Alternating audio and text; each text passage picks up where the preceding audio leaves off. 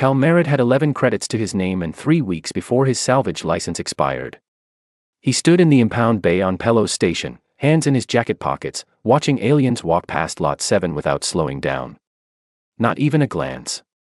Not even curiosity. Just a smooth, practiced way of looking at something and deciding it did not exist. He looked at Lot 7 himself. It was a ship. Old. Human-made, which was already unusual this far out in the Concorde lanes. The hull was dark gray, not painted, just the original metal, worn smooth by a few centuries of nothing in particular. It was not pretty. It was not impressive. It sat in its bay like a tired dog that had stopped expecting to be taken anywhere. The auction board listed it as Lot 7. Unmarked human vessel. Pre-expansion era. Protected status, non-transferable, do not operate. Minimum bid, 7 credits. 7 credits. That was the minimum. That was also, roughly, what Cal thought the scrap value of his own boots might be. He looked at the board again. Nobody else was bidding. A Keth officer walked up beside him. Tall, pale, with the particular expression Keth officials wore when they were about to tell you something for your own good. His badge said Voss. That vessel carries legal complications you cannot navigate, Voss said. He did not look at Cal when he said it. He said it at the auction board, like the words were meant for the board. That's so, Cal said.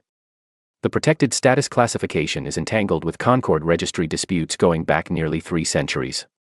You would find it impossible to resell, impossible to register under a new owner, and potentially illegal to operate. Cal looked at the ship. Then at his account balance on his comm, then at the ship again. What's the current bid, he said. Voss finally looked at him. 7 credits. No competing bids. But. I'll take it, Cal said. Voss went quiet in the specific way that meant he had opinions but had calculated they were not worth sharing. He walked away. Cal walked to the auction desk. The auctioneer, a Bresci, 3-armed, deeply bored, processed the transfer without looking up.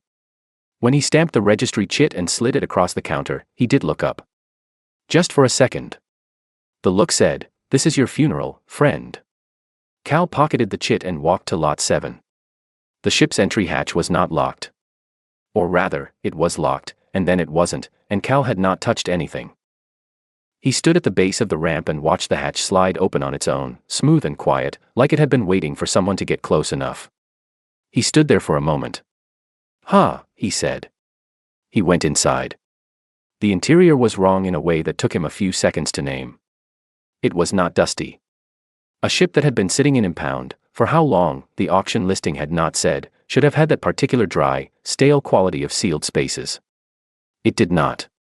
It smelled like recycled air and metal and something faint he could not identify, something that reminded him, stupidly, of his grandmother's garage in Dayton. Everything fit him. That was the other wrong thing. The corridor width, the ceiling height, the step depth on the ladder rungs. Human dimensions. All of it built for a body shaped like his. He found the pilot seat. He sat down. The console lit up. No key. No code. No biometric prompt. It just turned on, soft and immediate, like it had been waiting with the patience of something very old and very certain. Text appeared on the main screen. Simple. Clean. Old-style lettering that had not been common in human design for well over a century. Welcome back, Merritt family vessel. Crew status, 1. Cal read it twice. Then he read it a third time. He sat with that for a while. Merritt, he said out loud, to nobody. His own last name, sitting there on a console in a ship he had just bought for 7 credits in an impound lot on the edge of known Concorde space. He was not a superstitious man. He was a practical man who fixed things for a living and had learned that the universe did not deal in signs or symbols, only in broken components and the occasional structural failure. He was also sitting in a ship that knew his name. He got up. He walked through the rest of the vessel. Galley, bunk quarters, engine access corridor. All of it human-scaled. All of it clean. He opened a storage drawer in the galley and found it empty except for one thing, a small book, bound in dark material, worn at the corners. Paper pages. Handwritten. He picked it up. The cover had no title. He opened it to the first page. The handwriting was neat and slightly slanted. The ink had not faded as much as it should have.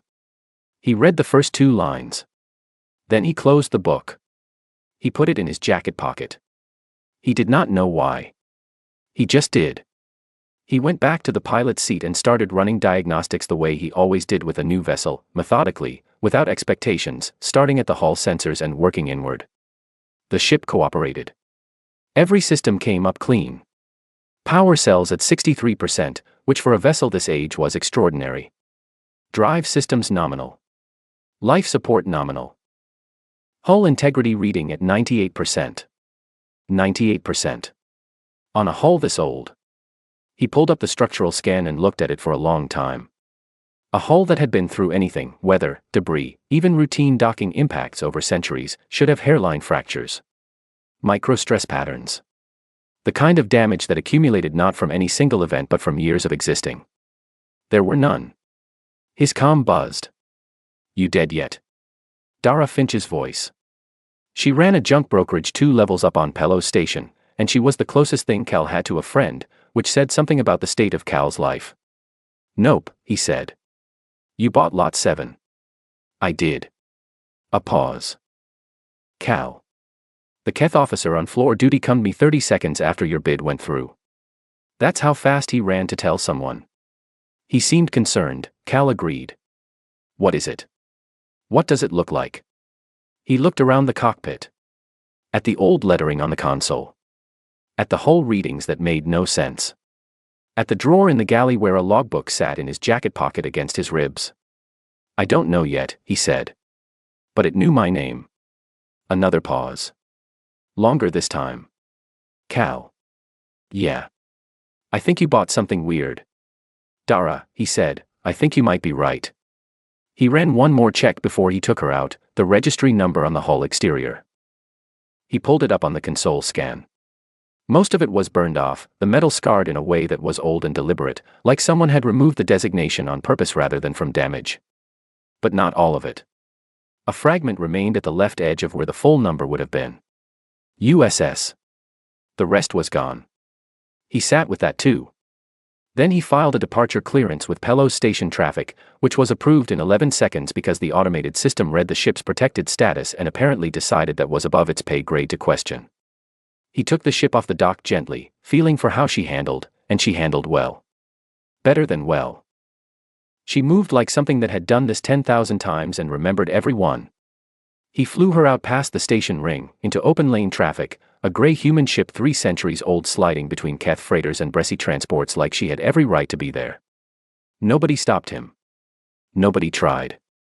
He reached into his jacket and touched the spine of the logbook once, just with his fingertips, and then put his hand back on the controls. "All right," he said. He flew. Cal spent his first night aboard trying to sell her. Not because he wanted to. Because he needed to know if he could, and he was the kind of man who tested things by doing them rather than by thinking about them. He cummed 4 brokers before dawn. The first one pulled the registry number, what remained of it, and went quiet for almost a full minute before saying she was not the right contact for this type of asset. The second one said the same thing, faster. The third one did not respond at all. The fourth one, a Keth dealer named Oris who had bought worse things from Cal without blinking, told him plainly that he would not be in the same dock as that vessel and ended the call. Cal sat in the pilot's seat and looked at the console. "Well," he said. "All right then." He called Dara. She came aboard the next morning, which meant she had taken the overnight transit from Pello's and had not slept, which meant she was curious enough about this to be genuinely inconvenienced. Dara Finch did not do inconvenient things for people she did not care about. She walked the length of the ship twice, touching walls the way people did when they were trying to understand something with their hands instead of their head. She read the console text, "Welcome back, Merritt family vessel," and said nothing for a while. Then she sat down across from Cal in the galley and pulled up her legal database on her comm. "Protected status," she said. "Non-transferable. Do not operate." She read through it. Cal watched her face while she read. Dara had a specific expression when she found something she had not expected, a kind of controlled stillness, like she was holding very still so the thing she found could not run away. She had that expression now. "Cal," she said. "Yeah. The protection status on this ship is not a restriction on the buyer. He waited. It's a protection for the ship itself. She turned her comm to face him. The Concord of Velis. Article 9, Section 4. Any vessel of human origin present and active during the Velis incident is classified as a living war monument. It cannot be seized without human consent. It cannot be boarded without the owner's permission. It cannot be fired upon by any Concord signatory. She paused. Any Concord signatory. Cal, that's every major government in this region of space. He read the article. He read it again. So the impound lot listing, he said, was wrong, Dara said. Or misleading. Do not operate is a recommendation. A very strong one. It has no legal force. The protected status means the opposite. It means any authority that tries to interfere with this ship is in violation of a 300-year-old Concord Treaty. Cal thought about Voss, warning him away at the auction. About the 3 brokers who had gone quiet. About Oris, refusing to be in the same dock. They knew. Not all of it, maybe. But enough. They weren't ignoring it, he said. No, Dara said. They were afraid to touch it. Yes. He got up and went to the galley drawer and took out the logbook. He put it on the table between them. Dara looked at it but did not reach for it. She understood, without being told, that it was not hers to open. Velis, Cal said. What was it? She looked it up. She read it to him in pieces, not all at once, the way you read something to someone when you are still processing it yourself. The Velis incident was a battle. 340 years ago. A Keth military expansion pushing into what was then the edge of human explored space. The Concord had sent a mixed fleet to hold the lane. The human ships, 5 of them, Velis-class vessels, which was a designation Cal had never heard, had been assigned the left flank. The Keth came in with 93 warships. The human vessels held the left flank for 11 hours. 3 of the 5 human ships survived. Cal looked at the whole readings on his console screen, still open from the night before. 98% integrity. No stress fractures. No microdamage. This was one of them, he said. It was not a question. The registry fragment matches the Velis fleet designation format, Dara said. Yes. He sat with that. The galley was quiet. The ship around him felt, in a way he could not have explained to anyone, attentive. Like something very old listening to find out if it had been understood correctly. He reached into his jacket. He had been carrying the logbook against his ribs for 2 days. He opened it to the middle, not the beginning, the way you sometimes opened a book when you were not ready to start from the front. The handwriting was neat. Slightly slanted. A woman's hand, he thought, though he could not have said why he was sure of that. He read one entry. 3 sentences. The writer described running an engine calibration. She noted that the port thruster was pulling 2% higher than spec and she had adjusted for it. She ended with, she holds. She always holds. I don't know how, but she holds. He closed the book. There's a name in here, he said. The writer. Elaine. Dara looked at him. Last name, she said. Haven't gotten there yet. He put the book back in his jacket. Outside the viewport, a Keth freighter was passing at distance, running lights blinking orange in the dark. He watched it go. His comm buzzed. Unknown origin code. He answered it. Voss. The Keth officer's face appeared on screen, and he had the look of a man who had been told to make this call and did not enjoy being told things. Mr. Merritt, he said. I want to be direct with you. You need to surrender that vessel to proper custodial authority. The legal questions surrounding it require handling by officials with the appropriate. No, Cal said. Voss paused. I do not think you understand what you are holding. Getting that a lot lately, Cal said. The Velis classification creates legal complications that a private individual. I read the article, Cal said. Article 9, Section 4. Concord of Velis. Want me to read it back to you? Voss went quiet. A different kind of quiet than the brokers had. Not nervous. Something more careful. Like a man recalculating. You are making things difficult, Voss said. I bought a ship for 7 credits, Cal said. I'm not trying to make anything difficult. I'm just trying to understand what I bought. He ended the call. Dara was watching him. He's going to escalate, she said. Probably, Cal said. What are you going to do? He got up and walked to the engine access corridor. He crouched down and pulled an access panel and looked at the drive assembly. It was not a design he recognized. Not from any human engineering manual he had read, and he had read most of them. The components were human-made, the materials, the manufacture style, all of it identifiably human, but the configuration was something else. Something that should not, by any physics he had been taught, produce the output the diagnostics were reporting. He stared at it for a long time. I'm going to figure out how this drive works, he said. Cal. I asked what you're going to do about Voss. I know what you asked. He replaced the panel. One thing at a time. He took her out that afternoon. Past the beacon line, into open space, just to see. He pushed the drive to full. She was fast. She was so fast that for a moment the star field did something it had no business doing. It stretched, just slightly, in the way it only stretched when you were moving at a speed that argued with the universe's preferences. He checked his instruments 3 times because he did not believe the first 2 readings. He laughed.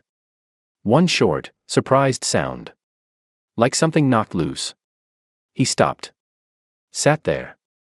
Listened to the silence inside the laugh's absence. He had not done that in 3 years.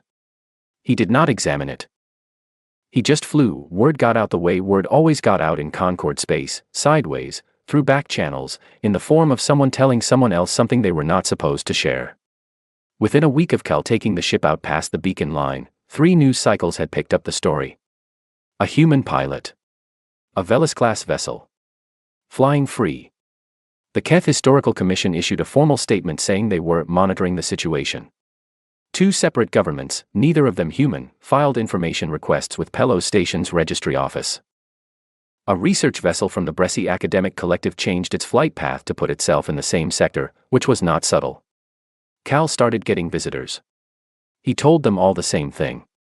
The ship's airlocks did not open for anyone he had not cleared.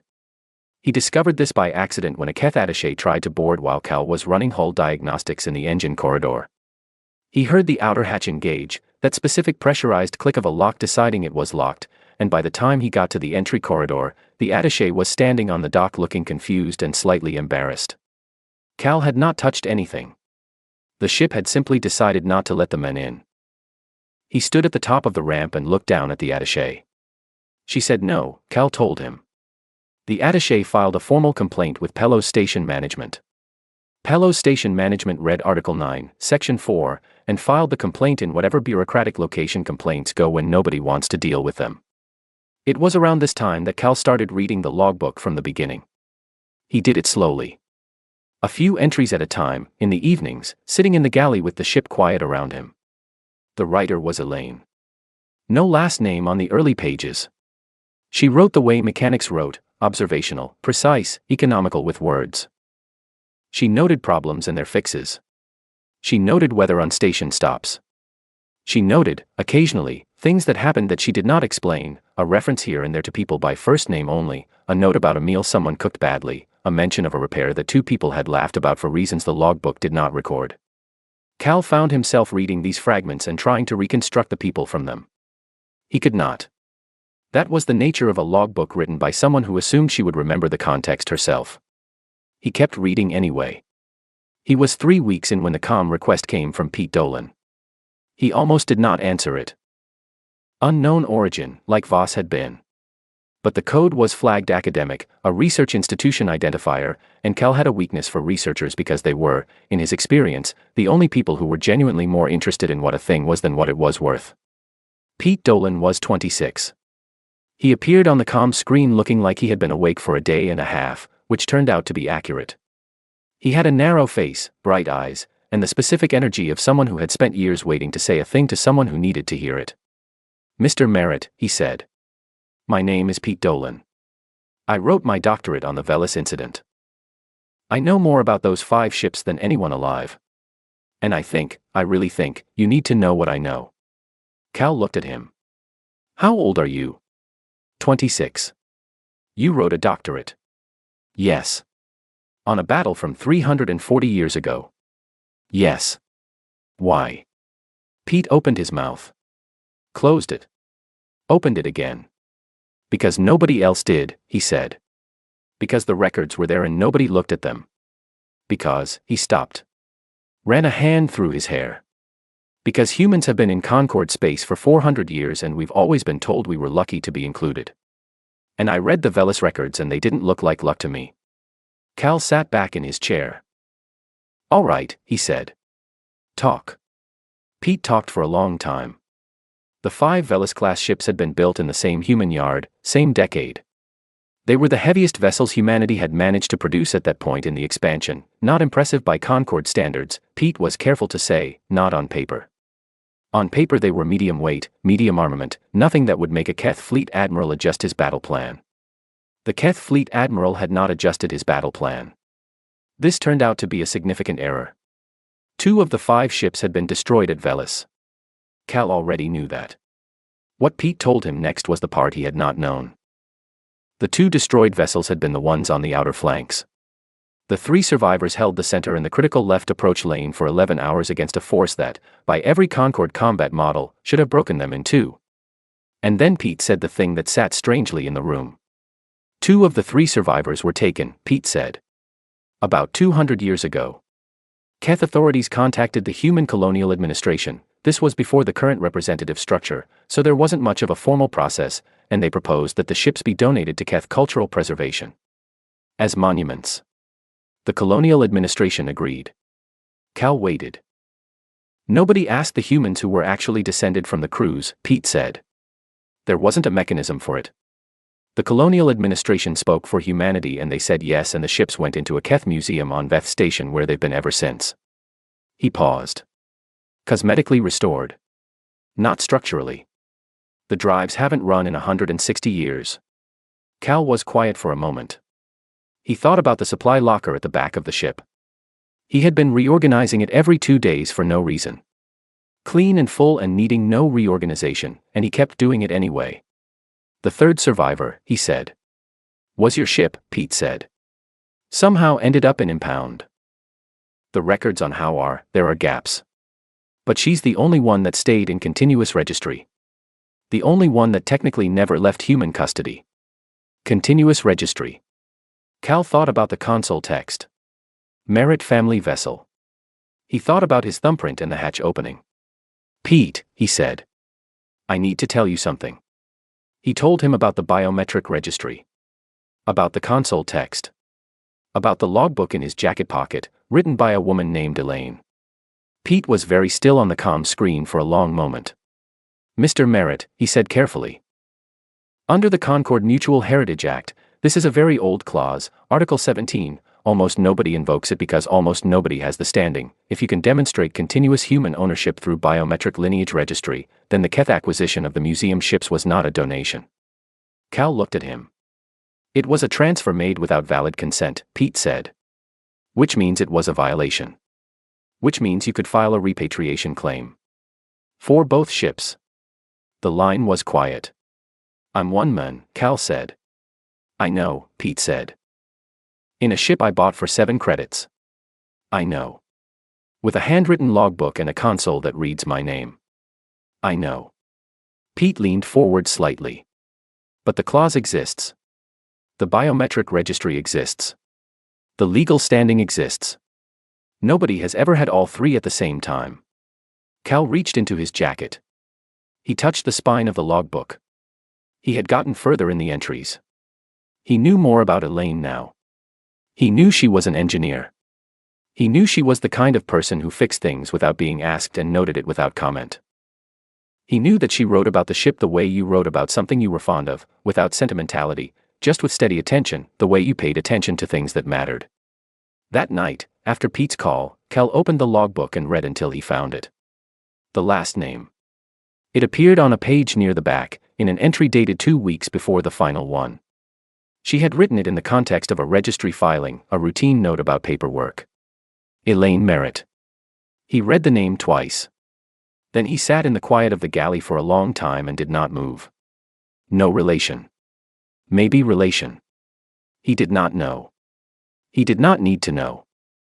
What he knew was that a woman with his name had flown the ship through 11 hours of a battle she should not have survived, and had made it home alone, and had written every name in the logbook, one sentence each, before putting the ship in storage.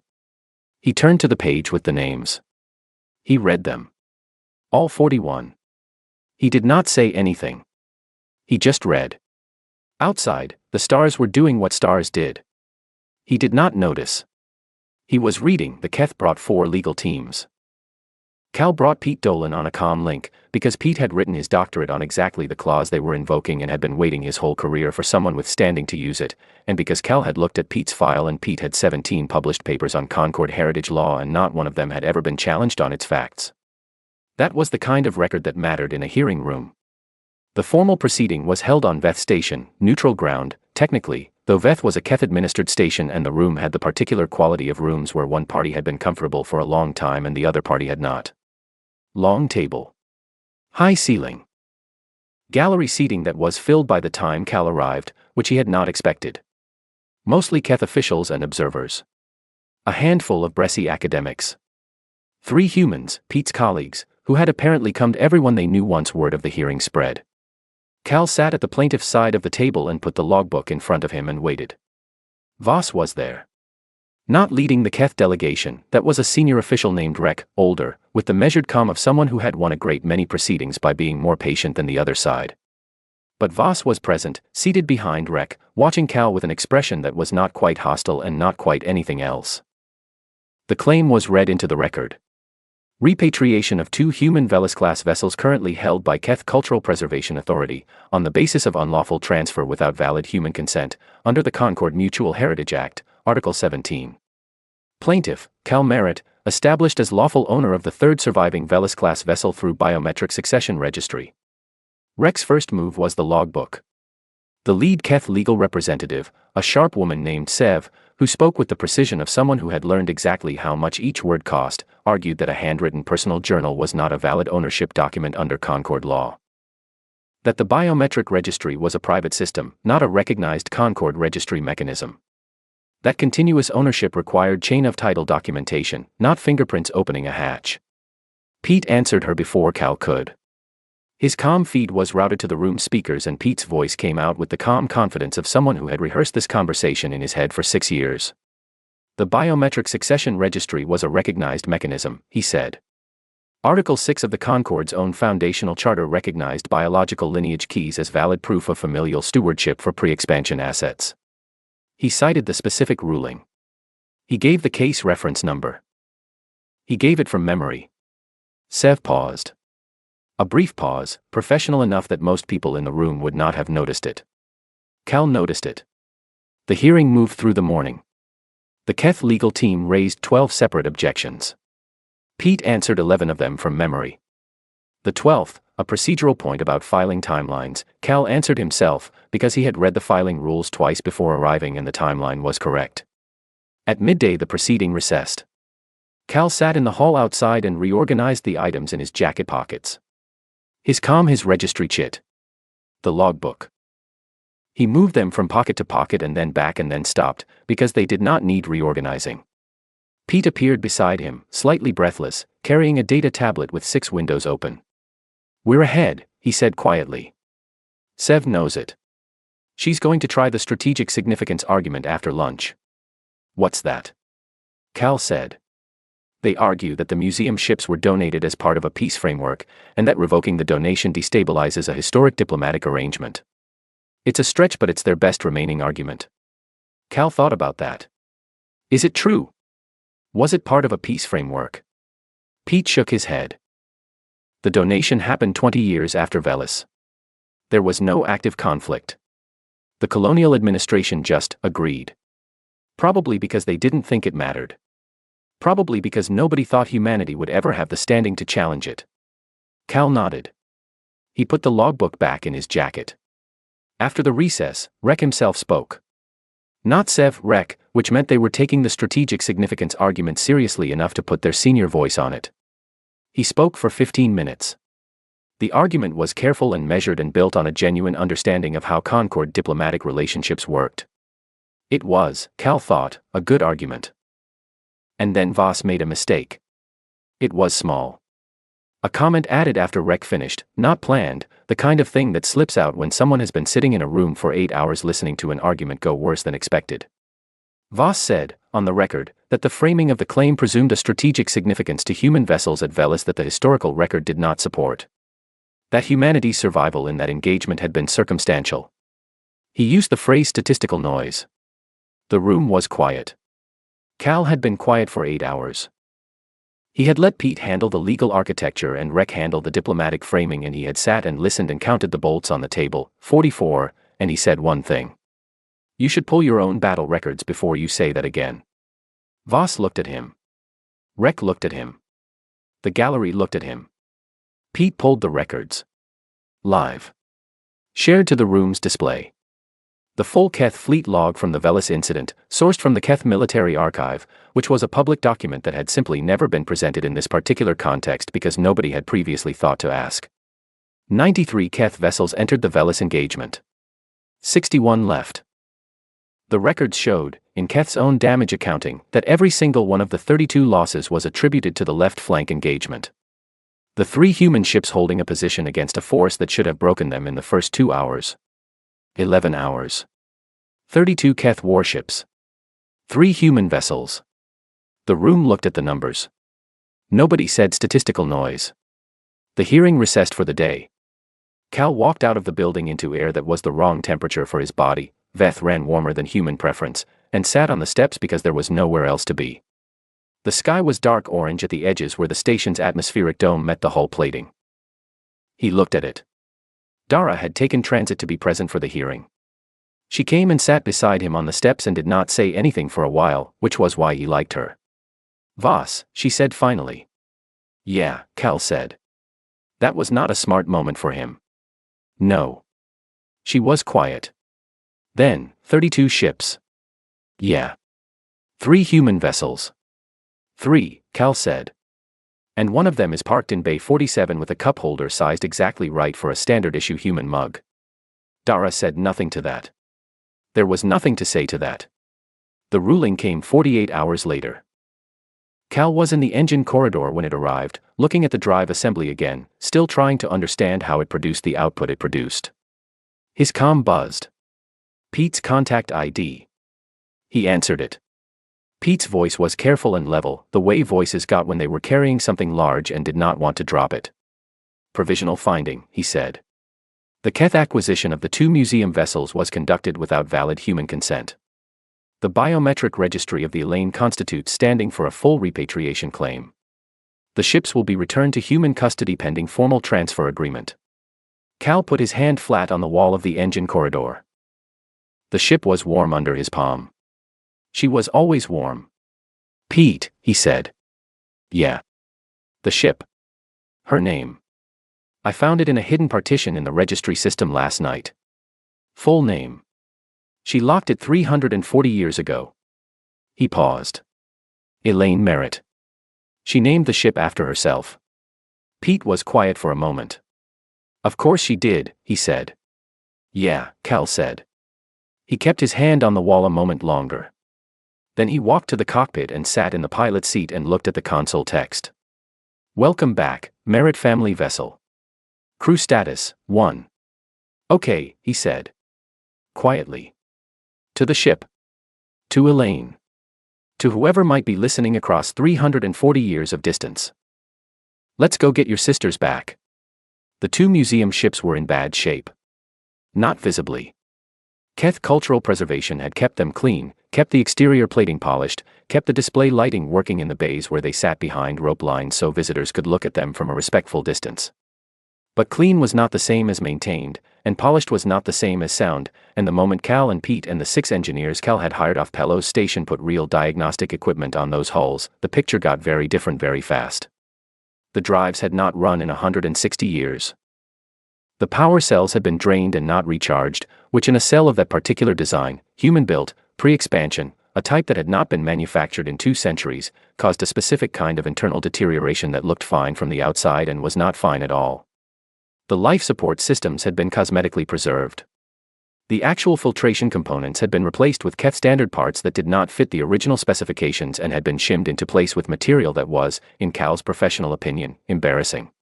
He stood in the engine corridor of the second ship and looked at the shimmed filtration housing for a long time. "That tracks," he said. Pete, who was learning to translate Cal's communication style, understood this to mean, "This is bad and also exactly what I expected, and I am not surprised, but I am annoyed." They worked for 3 months. It was not glorious work. It was the work of mechanics, long hours in small spaces, hands that stayed dirty no matter how many times you cleaned them, problems that solved themselves only to reveal the problem behind them. Cal's 6 engineers were good.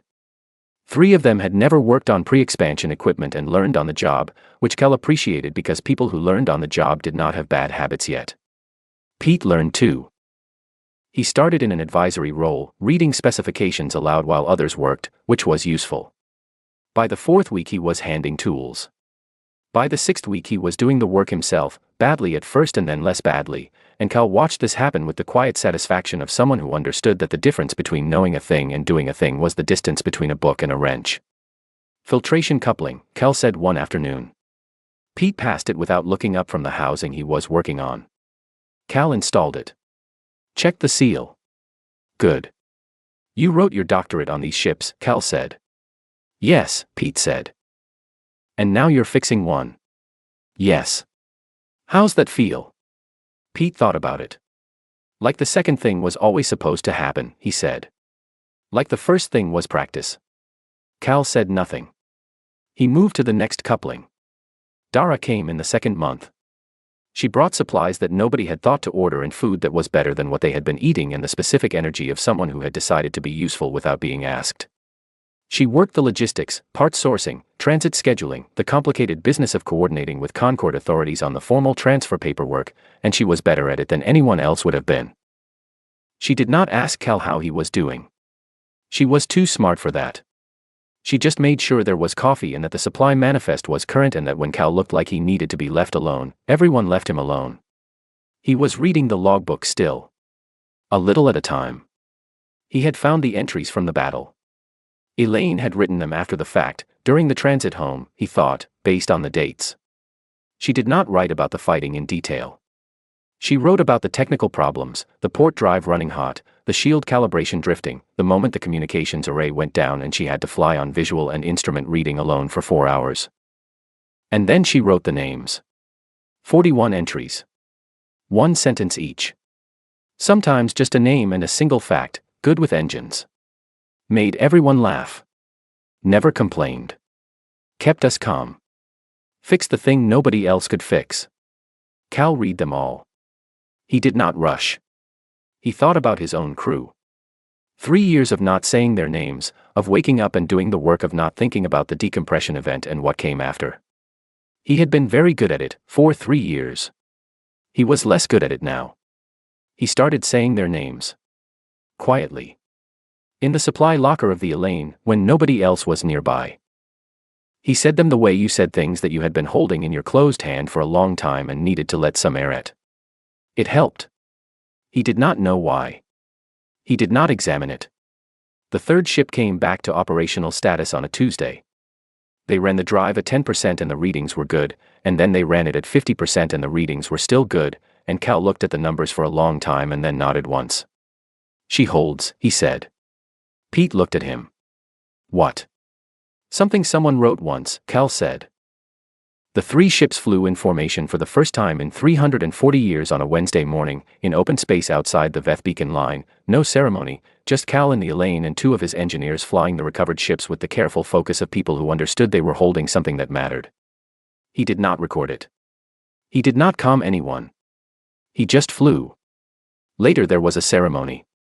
The Concord arranged it, representatives from 14 species, a formal hall on a neutral station, the kind of event that happened when institutions needed something to be seen to be done. Cal was asked to speak. He wrote nothing in preparation. He sat in the front row while officials from various governments said careful things about shared heritage and diplomatic progress and the importance of cultural preservation done properly. He listened. He looked at the cup of water on the podium and straightened it twice with his eyes before he realized he was doing it. When it was his turn, he walked to the podium. He looked at the room. 14 species. 400 years of a galaxy that had included humanity in its calculations as background, lucky to be present, lucky to be tolerated, statistically minor. He straightened the water cup. It did not need straightening. Elaine Merritt was 29 years old, he said. She lost 41 people in 6 hours. She flew home alone. She logged every name. She didn't make a speech. She put the ship in storage and she trusted someone would find it. He stopped. I'm just the someone. He sat down. The room was quiet. Not the polished quiet of official proceedings. The other kind. The kind a room gets when something true has been said and everyone in it is waiting for their body to figure out what to do with it. Dara was in the gallery. He did not look at her. He looked at the cup of water on the podium and thought about a cup holder sized for a human mug on a ship 340 years old. Afterward, a reporter stopped him outside the hall. Young, breasty, with a recording device and the eager energy of someone who thought they were about to get a good quote. Mr. Merritt. What do you plan to do next? Cal thought about it. Fix the cup holder on the second ship, he said. It's sized wrong. The reporter waited. Cal did not have more. He meant it entirely literally. He nodded politely and walked away. Pete caught up with him at the dock. They walked together for a while without talking. Then Pete said, "You're going to keep flying her?" It was not quite a question. Yeah, Cal said. She's 340 years old. She held the left flank at Velis against 93 Keth warships, Cal said. She's still flying. He looked at Pete. Don't call her just a ship. Pete nodded. He understood. Cal boarded the Elaine alone. The hatch opened before he touched it. It always did. He sat in the pilot's seat and the console lit up the way it always did, soft and immediate. Welcome back, Merritt family vessel. Crew status, 1. He put the logbook on the console. He opened it to the first page. Elaine's first entry. Young handwriting, he thought, the same slant, but slightly less sure of itself. She was writing about her first engine test on a ship just finished and not yet named. She noted the calibration readings. She noted that the drives came up clean on the first try, which she had not expected. She ended the entry with one line. I have a good feeling about her. Cal closed the book. Set it gently on the console beside him. He ran the engine. She came up clean. He took her out past the beacon line, into open space, into the dark between stars that had been there long before anyone thought to name them. No destination. No filed course. Just the ship and the drive and the specific silence of a vessel that had been built by people who knew what they were doing and had never, in 340 years, given anyone a reason to doubt it. He flew. He had a good feeling.